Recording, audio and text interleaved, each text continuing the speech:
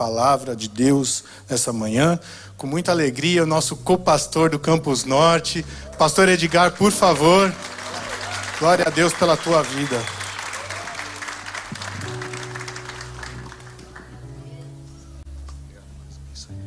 Bom dia, bom dia. Todo mundo acordado? Que a paz do Senhor esteja sobre vocês. Que alegria poder estar aqui nessa manhã. Casa linda, catedral, Campus Sul. E crescendo, né? Em crescimento. E você faz parte disso. A igreja só pode crescer porque tem pessoas compromissadas com a palavra do Senhor, amém? E você é uma delas. É uma alegria imensa poder falar do amor de Deus, daquilo que Ele tem gerado em nós, da graça do Senhor. E eu louvo ao Senhor pela vida dos nossos pastores, pastor Jackson, pastora Kemi, que são nossos mentores, pais espirituais, que nos acolheram e decidiram nos amar, mesmo nós sendo meio complicado. E louvo ao Senhor pela vida dos nossos co-pastores daqui também, pastor Paulo, pastora Marta, são pessoas maravilhosas, e dos meus amigos, companheiros, pastores desse ministério. É uma alegria poder crescer ao lado de pessoas que são apaixonadas por Cristo. E nós estamos aí há poucos dias da Páscoa, e então começamos uma série de mensagens. Começamos semana passada, 40 dias que antecedem a Páscoa.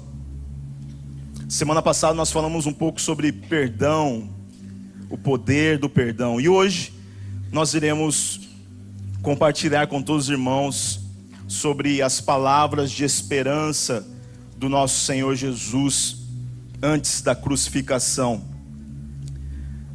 O mundo precisa de esperança, a humanidade precisa de esperança, e a igreja é portadora da esperança que revela Cristo o Senhor. E essa igreja viva que Deus colocou aqui no sul de Londres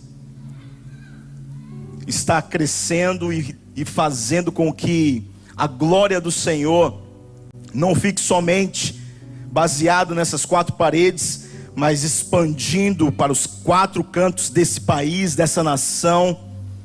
E nós, pela graça e o favor de Deus, iremos resgatar muitas pessoas do inferno e da morte, porque o Senhor opera em nós o querer e o efetuar. Você crê nisso? Você crê nisso? Aleluia. E eu quero compartilhar algo com vocês.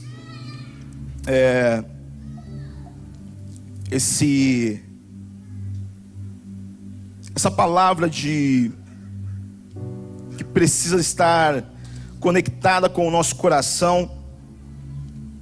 Por mais que as coisas aconteçam ao nosso redor, e às vezes nós não temos controle sobre elas, mas existe uma palavra que queima dentro de nós, nos afirmando e confirmando a certeza da nossa salvação. E essa manhã eu gostaria de compartilhar algo com vocês. Quero ler junto com vocês o Evangelho de Lucas, capítulo 23, o versículo 43 somente. Nós iremos usar como base para a nossa ministração nessa manhã. E o Evangelho de Lucas nos diz assim, no capítulo 23, o versículo 43, Jesus lhe respondeu: eu garanto, eu afirmo, eu te dou esperança, hoje você estará comigo no paraíso. Essa palavra foi dita por Jesus na cruz do Calvário, quando ali ele estava no meio de dois malfeitores que mereciam a punição, Um deles zombava de Jesus, dizendo: porque se você é o Cristo, o Filho de Deus, por que você não desce dessa cruz e salve a ti mesmo e a nós também? Enquanto o outro o repreendia, dizendo: como você pode falar coisa tão tola? Nós merecemos estar aqui sim, porque nós somos pecadores e fizemos a maldade, mas esse homem nada tem, esse homem nada fez. E ele pede a Jesus: Senhor, lembra-te de mim quando entrares no seu reino. Então Jesus, ele faz essa afirmação dizendo: eu garanto, eu lhe garanto, essa é a minha palavra, eu te dou garantia. Aquele que está falando é o Senhor Todo-Poderoso, que nos dá garantia de cumprir a sua palavra. Se Ele disse, ninguém pode fazê-lo voltar atrás. Isaías disse: a mão do Senhor está estendida, quem poderá fazer retroceder a sua mão? Se Ele já declarou a sua palavra, quem poderá fazer com que ele se arrependa disso? Então Jesus garantiu a esse homem: hoje mesmo estarás comigo. Eu quero compartilhar algumas informações para nós aplicarmos essa mensagem. A primeira delas é que a esperança é uma das palavras mais fortes da fé cristã, e infelizmente ela está se apagando na vida de muitos. O significado da palavra esperança é esperar com confiança. E de acordo com a Bíblia, a esperança é uma das 3 virtudes teológicas ou teologais, conforme é possível comprovar em 1 Coríntios capítulo 13, versículo 13. Assim permanecem agora estas 3: a fé, a esperança e o amor. Contudo, o maior deles é o amor.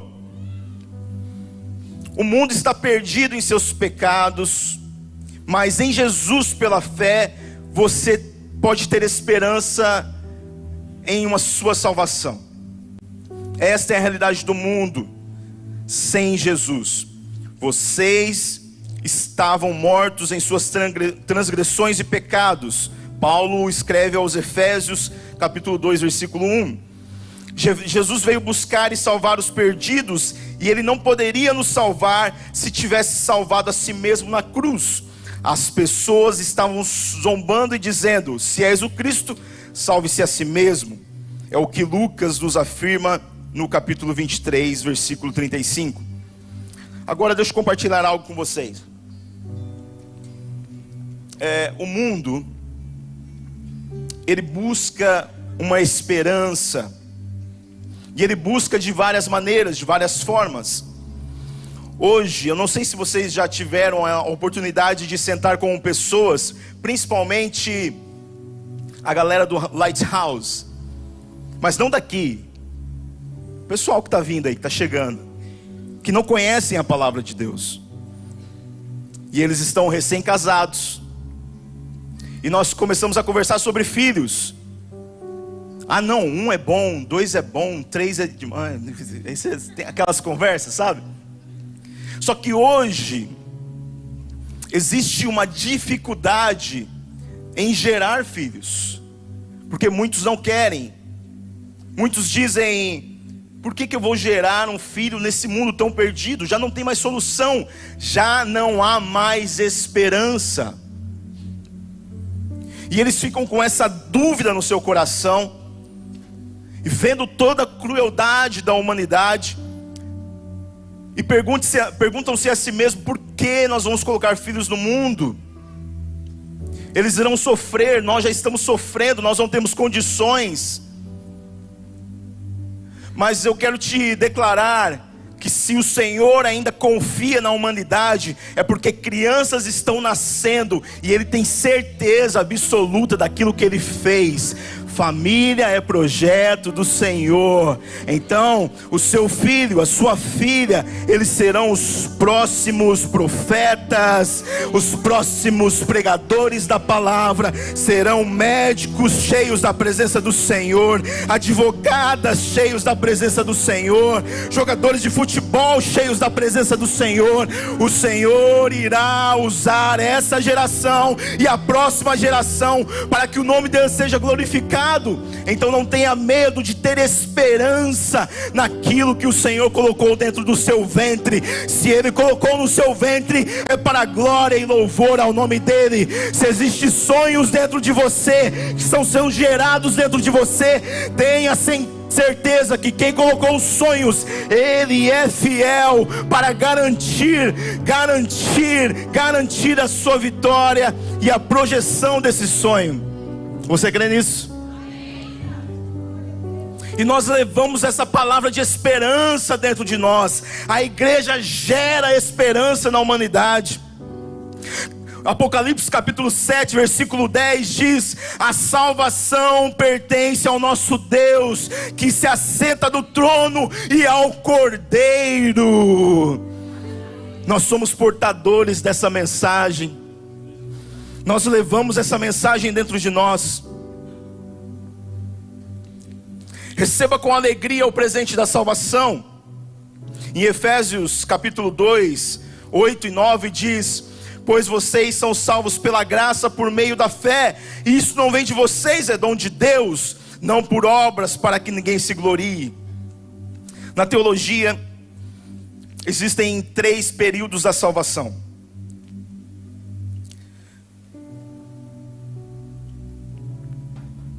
Os 3 tempos da salvação. Nós somos salvos, estamos sendo salvos e seremos salvos. Mas antes de nós entrarmos nesse assunto, eu quero te chamar a atenção para algo. O ladrão da cruz, e é uma mensagem de duplo sentido, né? Ladrão da cruz. Será que ele pegou a cruz de Jesus e saiu correndo? Roubou a cruz. Mas o evangelho de Lucas, os outros evangelhos, mas o evangelho de Lucas é o único que afirma esse diálogo que Jesus tem com esse criminoso. Os outros evangelhos vão dizer que eles estavam ali, mas eles zombavam do Senhor. E esse criminoso, nós podemos imaginar, porque a palavra do Senhor não nos diz, mas dentro da história, do contexto onde ele estava vivendo e a afirmação que ele fez, nós podemos imaginar a seguinte história por detrás disso.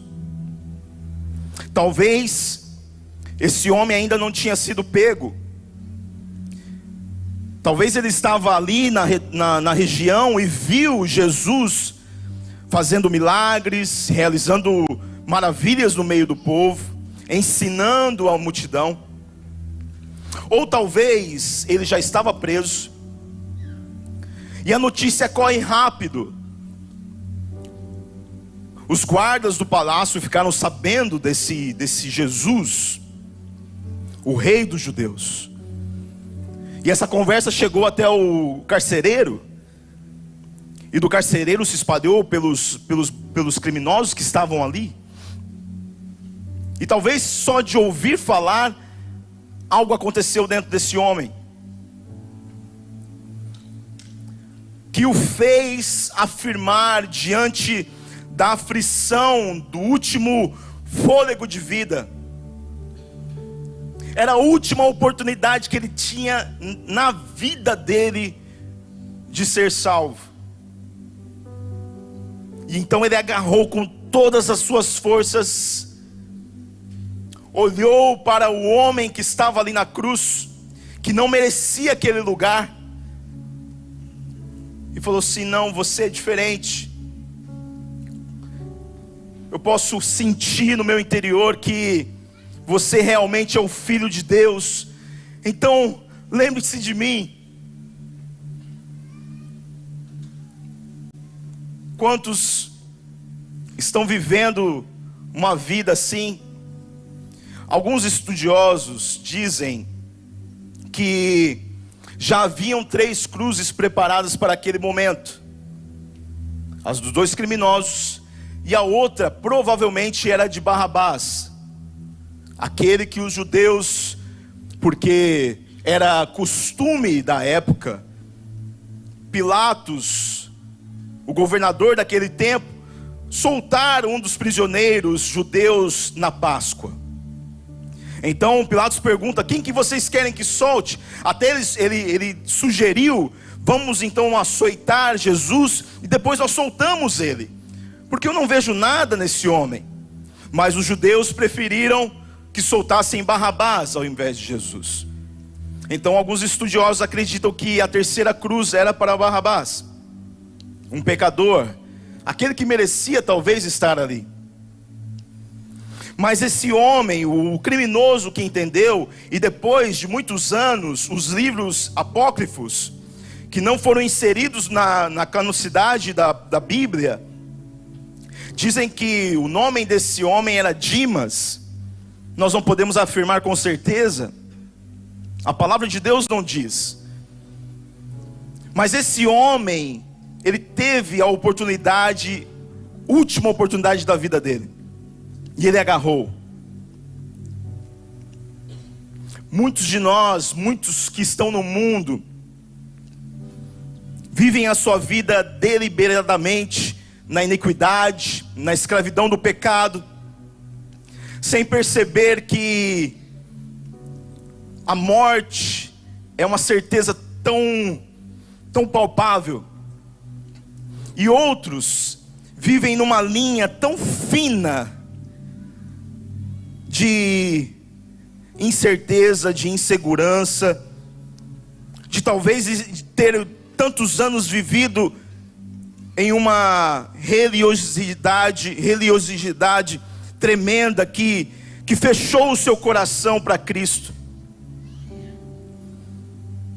Vivem arriscando a sua própria vida, dizendo: se Jesus não voltou até agora, ele vai demorar mais um pouco, ainda dá tempo.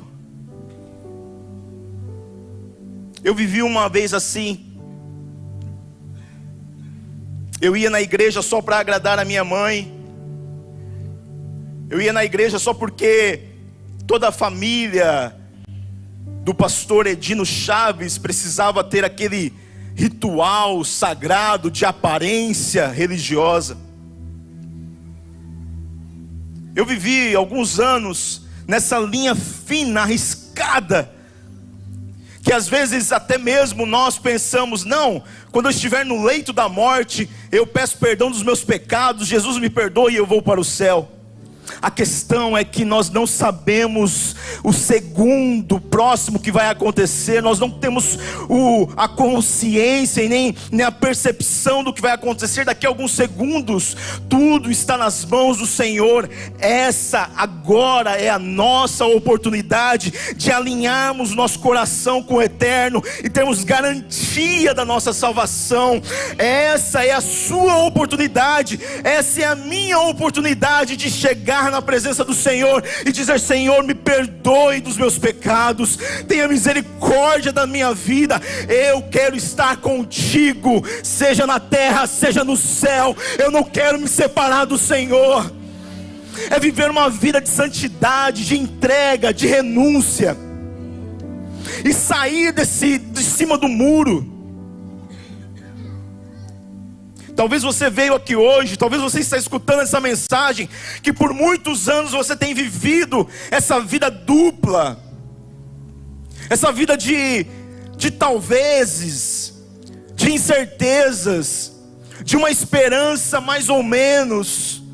Um dia você acorda cheio de esperança, outro dia você deseja até a morte. Mas o Senhor te trouxe hoje aqui, o Senhor trouxe você a este lugar, trouxe a mim a este lugar, para conectarmos de novo nosso coração com Ele, e termos a convicção que nós somos dEle. Para Ele nós nascemos, para Ele nós vivemos, para Ele nós persistimos, para Ele nós temos esperança. É nele, por Ele, todas as coisas.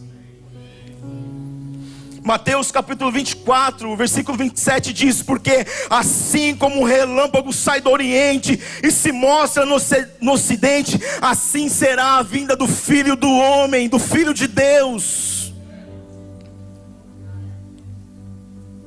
Então nós entramos para aprendermos um pouco do que é que já somos salvos, estamos sendo salvos e ainda seremos salvos. Como é isto? Eu quero compartilhar com vocês. O crente foi definitivamente salvo da culpa e da penalidade do pecado. 1 Coríntios capítulo 1, versículo 18 diz: porque a palavra da cruz é loucura para os que perecem, mas para nós que somos salvos é o poder de Deus. Efésios capítulo 2, versículo 5 diz: estando nós ainda mortos em nossas ofensas, nos vivificou juntamente com Cristo, pela graça sois salvos.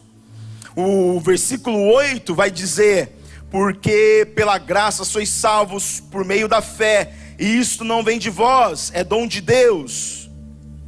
E em 2 Timóteo, afirmando que nós somos salvos, que nós fomos salvos, 2 Timóteo capítulo 1, versículo 9, a palavra do Senhor vai nos dizer que nos salvou e chamou com uma santa vocação, não segundo as nossas obras, mas segundo o seu próprio propósito e graça que nos foi dada em Cristo Jesus antes dos tempos dos séculos. E nós vamos um pouco estudar essa questão de 2 Timóteo, versículo 9, para o propósito que fomos chamados. Estamos sendo salvos. Está sendo salvo do hábito e dominante do poder do pecado. Aonde nós vemos isso na palavra de Deus? Romanos capítulo 6, versículo 14 vai dizer: porque o pecado não terá domínio sobre vós, pois não estáis debaixo da lei, mas debaixo da graça. 2 Tessalonicenses também afirma, no capítulo 2, versículo 13: mas devemos sempre dar graças a Deus por vós, irmãos amados do Senhor, por vós ter Deus elegido desde o princípio da salvação, em santificação do Espírito e fé da verdade. E ainda Romanos 8, versículo 2, vai dizer: porque a lei do Espírito de vida em Cristo Jesus me livrou da lei do pecado e da morte. É Bíblia hoje, né? Muita Bíblia. Gálatas capítulo 2, versículo 20. Estamos sendo salvos. Já estou crucificado com Cristo, e vivo não mais eu, mas Cristo vive em mim. E a vida que agora vivo na carne, vivo-a pela fé do Filho de Deus, o qual me amou e se entregou a si mesmo por mim. E nós seremos salvos. Será salvo da presença do pecado e para a completa conformidade a Cristo.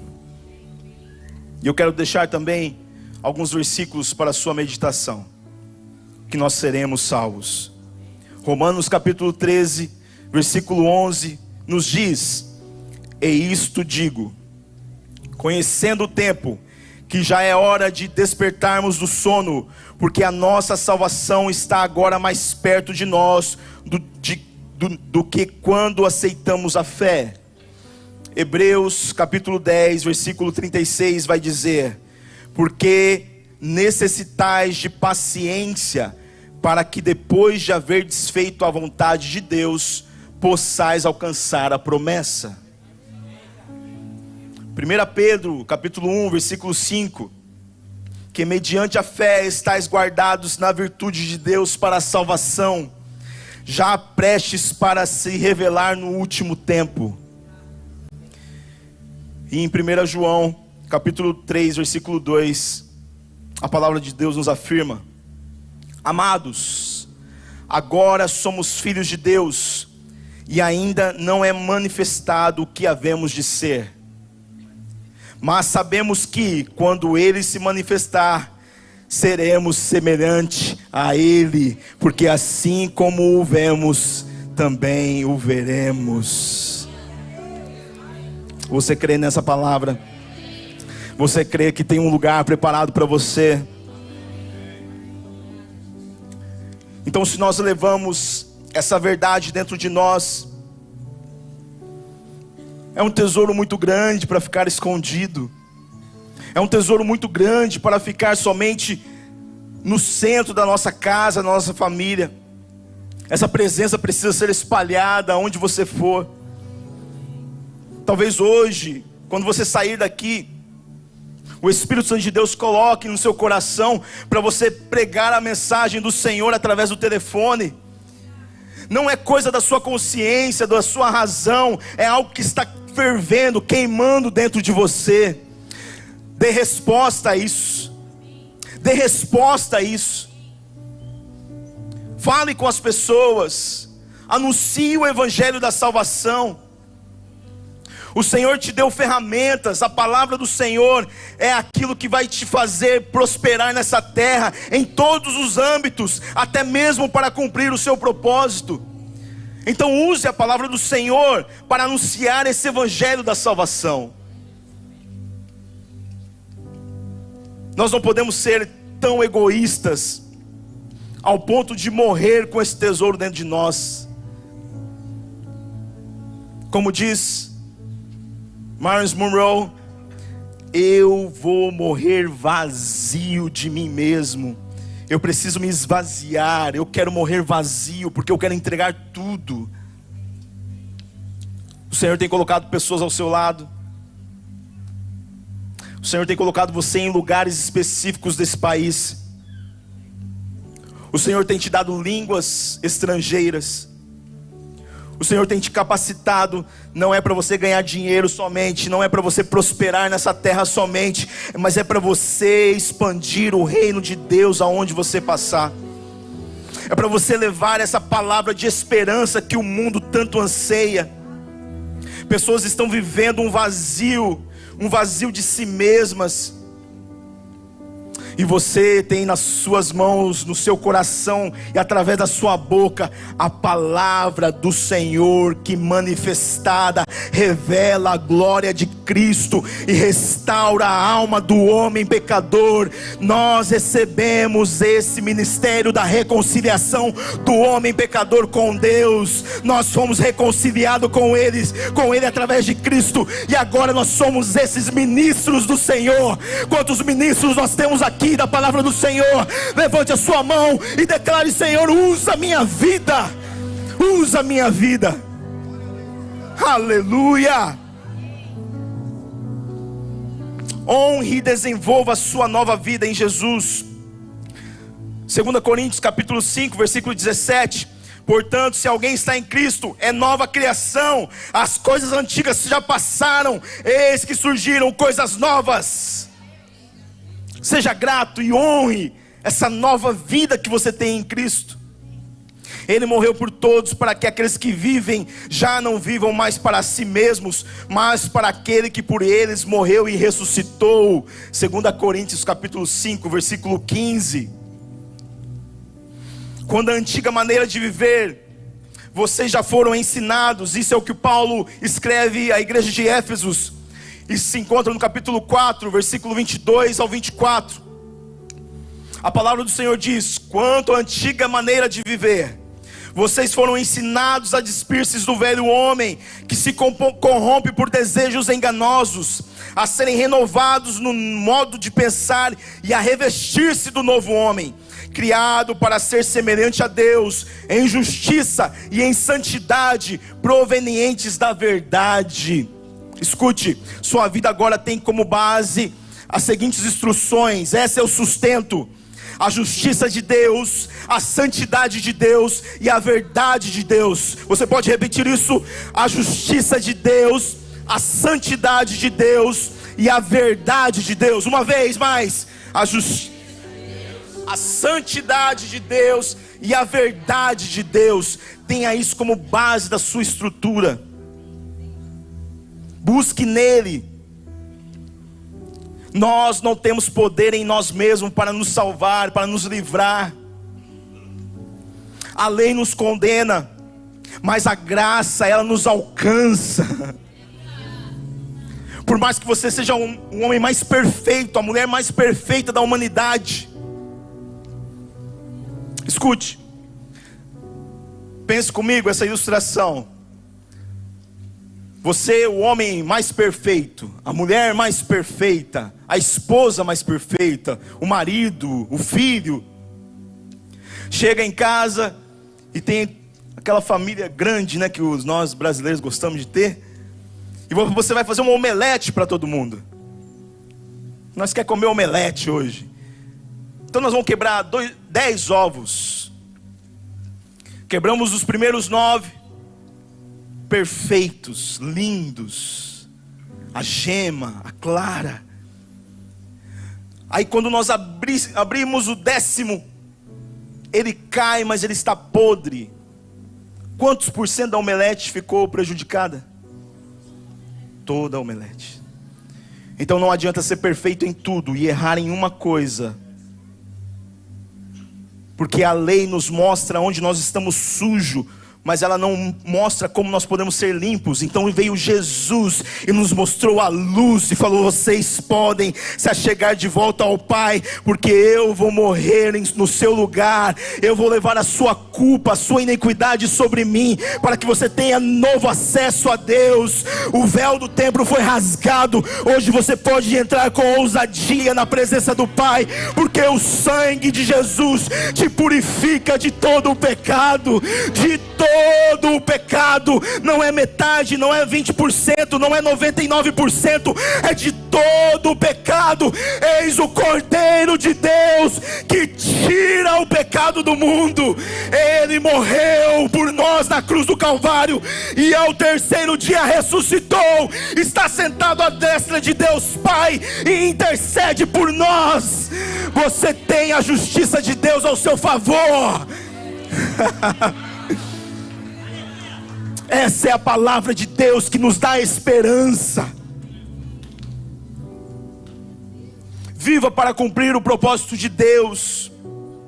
Efésios capítulo 2, versículo 10. Porque somos criação de Deus, realizada em Cristo Jesus, para fazermos boas obras, as quais Deus preparou de antemão para que nós a praticássemos.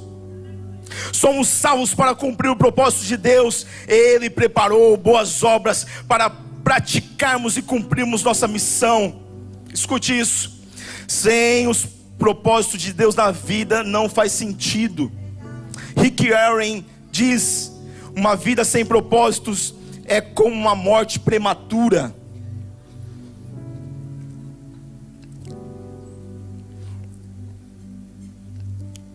Muitos de nós hoje, ou até mesmo alguns anos atrás, eu pensava da mesma maneira. Quem tem promessa não morre, fica tranquilo, está tudo garantido. Ou às vezes quando alguém falece, alguém morre, nós dizemos: é a vontade do Senhor. É claro que é a vontade do Senhor, está tudo nas mãos dele, mas não era para morrer assim prematuramente. Nós temos a autoridade do Senhor para tomar conta de nós. Nós somos responsáveis pelas nossas vidas. Nós temos que nos cuidar. Para de comer McDonald's. Cuida do seu corpo. Gente, quando os 40 chega, eu era um jovem que comia até pedra. Eu não tinha problema com comida. Agora eu não posso comer um pão que eu gosto, que agora é gluten free, intolerância a glúten.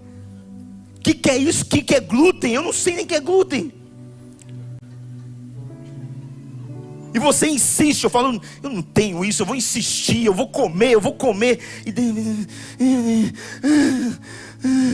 você já está estufado, você não consegue dormir, você começa a perder o fôlego, e você fala: Senhor, me ajuda, eu não quero morrer.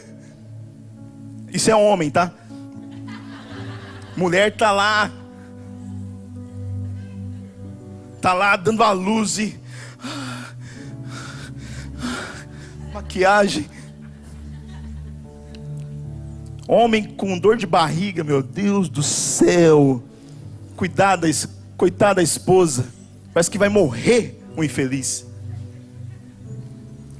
Mas essa é a nossa responsabilidade de nos cuidarmos, porque existe um propósito de Deus para ser cumprido em nossas vidas, que nós precisamos estar fortes para Ele, nós precisamos estar fortes para criar os nossos filhos e darmos direção a essas flechas. Nós precisamos ter força para esticar o arco. Você precisa se cuidar, porque o Senhor tem algo para fazer na sua vida. Agora é meu corpo, minhas regras. Tantas ideologias. Se Deus colocou a semente no ventre, Ele dá a vida e Ele tem o poder de atirar. Nós não temos esse poder em nossas mãos. Estudos dizem e garantem que maiores os traumas de alguém que faz aborto do que aquele que prevalece na sua gestação. A mulher, ela tem mais traumas do aborto que ela cometeu do que talvez de uma gravidez indesejável, de uma gravidez que foi abuso. Os traumas não cessam quando você tira a vida, eles se multiplicam. O único que tem o poder de sanar esses traumas, de saciar essa sede, se chama Espírito Santo de Deus, que consegue confortar o coração do homem. É pela igreja que nós vamos alcançar, é pela palavra do Senhor que essa vida vai ser transformada. Não é por causa de um aborto. Meu corpo, minhas regras. Nós não podemos falar para o nosso corpo, meu corpo, minhas regras, quando nós somos atingidos do câncer. Ah, meu corpo, minhas regras, câncer, o que você está fazendo aí? Por favor, se retire. Só existe um que é capaz de curar e sarar tanto o corpo como a alma, e Ele habita dentro de nós, Ele habita dentro de você. Nós temos os médicos, a medicina ao nosso favor. Eu não estou dizendo para você parar de fazer as suas consultas, o seu tratamento, mas o Senhor é médico dos médicos, e Ele pode fazer um milagre, Ele ainda faz milagres. O meu pai veio, já está há mais de 10 anos que foi diagnosticado com o câncer e fazendo tratamentos. Eu já perdi as contas de quantas quimioterapias ele fez. Eu acredito que chega em volta de 200 quimioterapias, mais transfusão de sangue. E ele já fez tantos tratamentos, mas quando ele pisou nessa terra pela primeira vez, ele me disse: Júnior, eu vou voltar e o médico vai me consultar, porque ele teve que parar o tratamento para vir para cá nos visitar. E ele disse: eu vou voltar, eu vou fazer a consulta e vai dar negativo, para a glória de Deus. Eu não vou precisar mais fazer esse tratamento. E quando ele chegou, semana passada, ele me ligou e ele disse: Júnior, eu já fiz o resultado, eu já fiz os exames, está aqui o resultado, e não tem nada, foi anulado. O médico disse: vamos continuar, está dando certo. Ele falou: eu não preciso, o meu Deus o meu Deus me curou.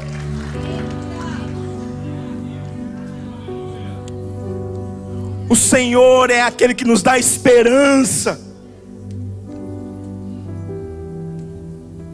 O que Deus tem para cada um de nós, coisas grandiosas, coisas insondáveis que ainda não a conhecemos. Jeremias capítulo 29, versículo 11: porque sou eu que conheço os planos que tenho para vocês, diz o Senhor, planos de fazê-los prosperar e não de lhe causar danos, planos de dar-lhes esperança e um futuro. Esses são os pensamentos do seu Deus a seu respeito. É isso que Ele quer para as nossas vidas, de nos dar esperança, e que essa esperança que é gerada em nós, ela se multiplique, ela se amplifique, Que as pessoas possam ver em nós e realizar e desejar aquilo que nós temos de tão precioso. Você tem consciência disso?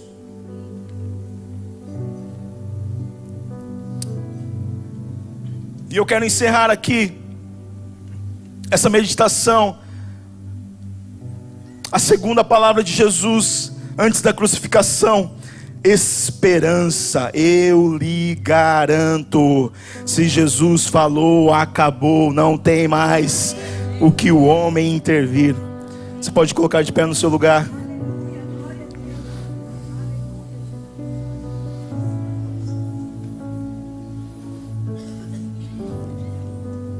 Existe algo queimando dentro de nós. Existe algo queimando dentro de você. E o Senhor não quer que isso se apague. Talvez você veio hoje aqui e está como eu estava alguns anos atrás,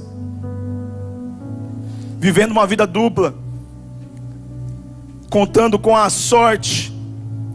Mas o Senhor te chama para um novo encontro com Ele. Ele é o seu Salvador, é Ele quem vai te conduzir, é Ele que vai te proteger.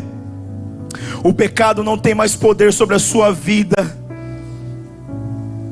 A escravidão que você vivia, que nós vivíamos, foi aniquilada porque Ele morreu na cruz por nós.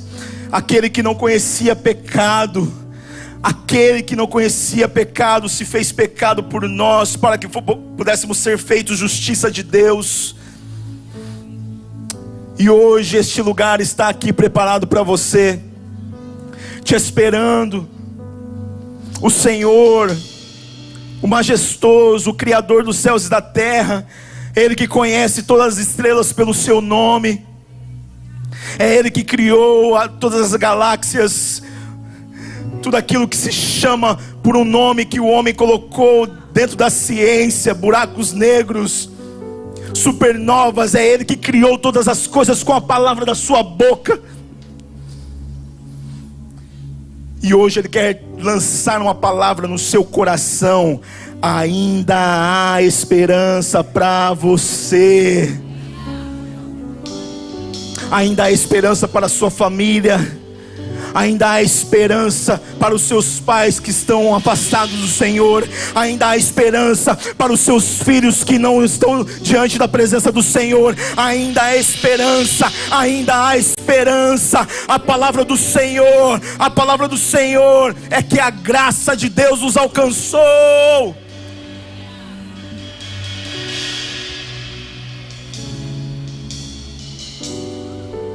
Eu não conheço a sua história, mas eu gostaria de te conhecer. Se talvez existe no nosso meio alguém que entendeu essa palavra, que precisa tomar uma decisão e voltar para os caminhos do Senhor, ou se entregar pela primeira vez a esse maravilhoso Deus, eu gostaria de te conhecer. Você pode levantar a sua mão.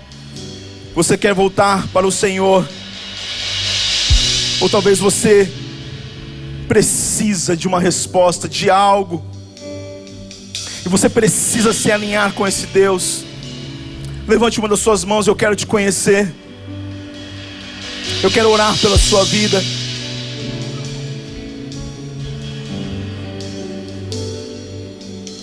Hoje é o dia, esse é o dia hoje da salvação. Ele quer te encontrar.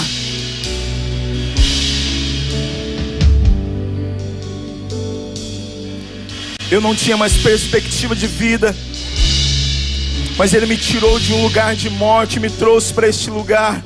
E hoje eu posso falar do amor dEle.